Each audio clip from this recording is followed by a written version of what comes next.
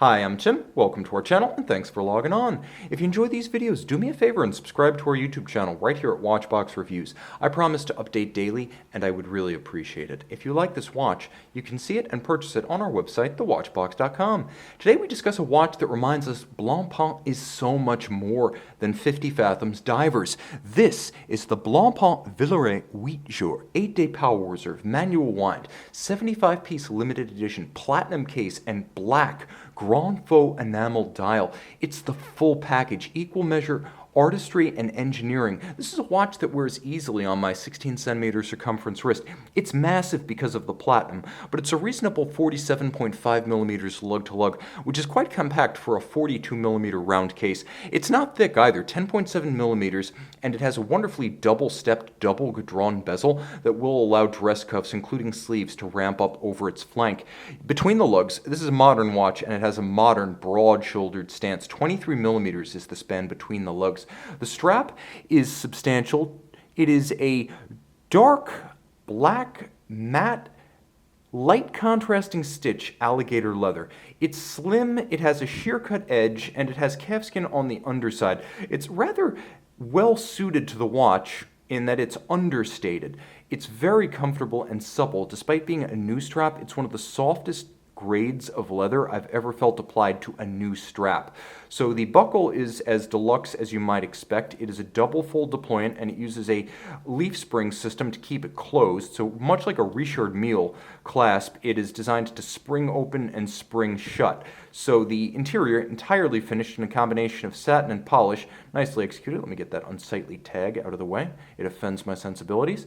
And the buckle nicely executed with a wire style pin inside a buckle frame that's designed a little bit more artistically than a default part. Even this has been the subject of careful consideration. Jumping back to the case is simple, but it is distinct from the 50 fathoms.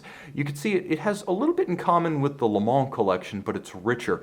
There's the double gadron of the bezel, and then there's the sharp cleft between the bodies of the lugs themselves and the case band, which is continuously rounded and black polished. Turning it over onto its dial side, we begin to get a sense of where the money was spent.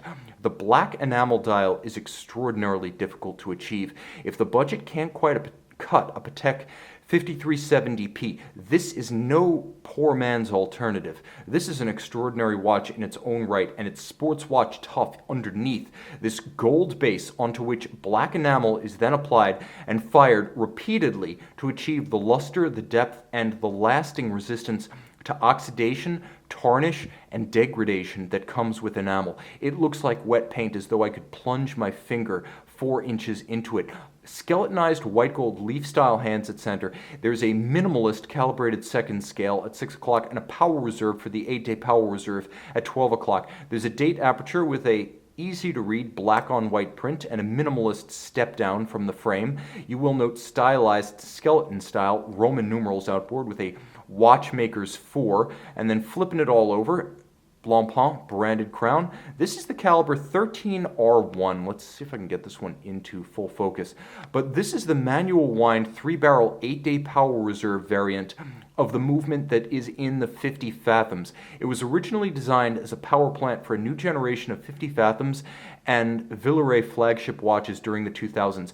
Cabochon-style settings for the train wheels, 3 main spring barrels, 8-day power reserve. It'll actually run a little longer than that with a high-tech balance. I'm going to do my best to show you this, but the balance itself is made of titanium, and then it has gold variable inertia bolts. It is free-sprung and highly shock resistant. Mark Hayek boasted that he took prototypes of this movement mountain biking, and they ran 2 seconds a day.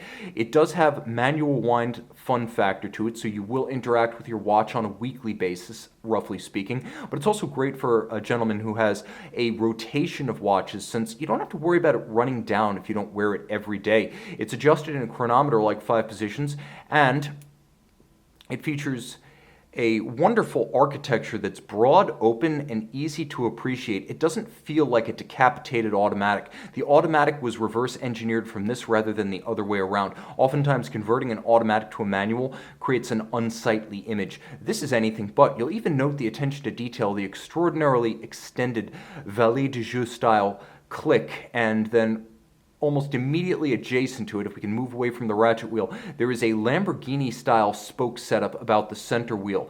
And this is funny because at the time this watch was designed, Blancpain was entering into a relationship with Lamborghini for 10 years of co-branding, and this watch was not part of the L Evolution Lamborghini-themed model line that resulted, but still you have a little bit of a Ventador wheel pattern at center, and so a little wink and a nod to the fact that Mark Hayek, who ran the brand for so many years, was a competitor in the Blancpain Lamborghini series. All of the finishing is what you would expect. Abrasive wheel Côte de Genève, you can see that they're lighter on one side and darker on the other. That's evidence of real abrasive wheel as opposed to stamped Côte de Genève. All screw heads black polished, and you can see that glitter and glint and gleam as I move through the light. And then the edge of every bridge with mirrored, rounded, hand-laid anglage, so that it has that same effect you would expect from top-line Patek Philippe, Lange, and Vacheron Constantin finish. This is above and beyond mechanically and artistically.